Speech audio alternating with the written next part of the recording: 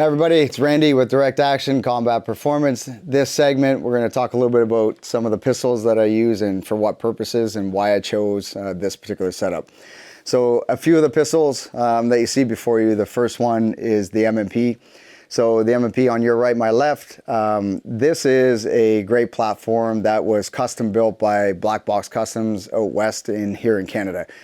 Customer service is on point. These guys have been great to work with. They offer great suggestions and recommendations, and then based on what it is that you're after, they will do everything they can to acquire those parts and pieces. And overall, Black Box Customs is a great company to work with. So the M&P, the way it's set up with the serrations and the cutouts on the slide, it offers a lot of good grip. I chose to put a hollow sun on this particular platform. I really like the hollow sun. I like the size of it, the clarity, the glass, the dot itself is really nice. And then for the light laser system, I went with a TLR8 Alpha. So this got a red laser and a white light mounted for visual. And then the trigger, I put a Timney trigger on it, so a competition trigger. It's a really light trigger. It's about a 3-pound pull, really short reset. And magazine well. So the magazine well obviously affords a little bit more smooth dexterity feel for reloads. So this is the M&P. This would be a platform that I would use on a pretty consistent basis.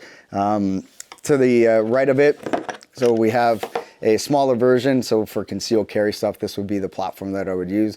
So this Glock 48 is affixed with a shield micro red dot. I like it. The thing I don't like about it is it's always on, so it would be nice to have a manual off on. Other than that, it's really good because it'll adjust to the level of light that your environment dictates for you. So in a darker setting, it gets a little bit brighter. In a lighter setting, it gets a little bit more faint, which is nice. And then it's equipped with backup night sights as well. So this is the Glock 48. It's a 10-round single stack, and predominantly, I use this for concealed carry or plainclothes stuff.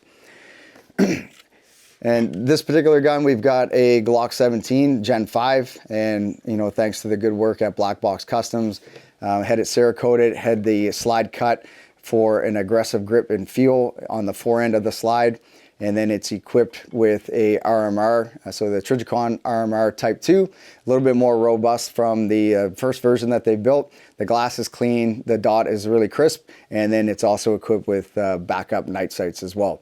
The grip and the texture onto the pistol grip itself is a really nice feature. They've at Black Box Customs, they've got a couple of different options that you can choose from, and then I chose to go with a Timney competition trigger as well.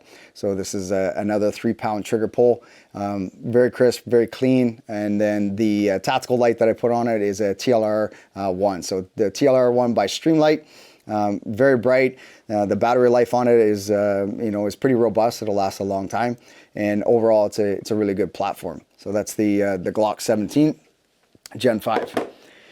And then the last one we'll talk about. So between the CZ P-10 full size and the Smith & Wesson M&P, depending on who I'm providing training for or what I'm doing, these would be one of two choices. So with the CZ P-10, it's a full-size gun. It's a really nice platform to shoot. The trigger break is really smooth. The reset is short, and then it comes stock. The serrations are already cut into the slide, so for extra grip and texture and feel, it's really well equipped. Chose to put a aim point acro on this particular gun.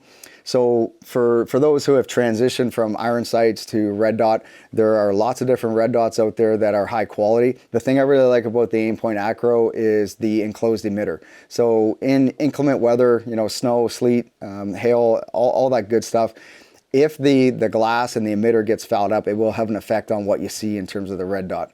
So with the aim point acro, because everything is enclosed, a simple wipe of the finger, and then you're still going to see good clarity on the red dot when you put this up to your vision and in terms of taking a shot. For the tack light, I chose to put a Inforce Wild on this one, so it's a little bit smaller, it's a little bit streamlined. So for reholstering and smooth holsters, it's a nice light. It's a nice addition. So this is the CZ P-10 full size. And this was made possible by Colt Canada. So Colt Canada provided this platform for us, and yeah, so far I've been running it, no issues with it. It's a great gun. It's tough. I put a lot of rounds through it, beat the snot out of it, and it's been holding up. So these are the platforms of choice based on what I'm doing. From a primary use, predominantly it would be the M&P, and then a close second would be the CZ P-10.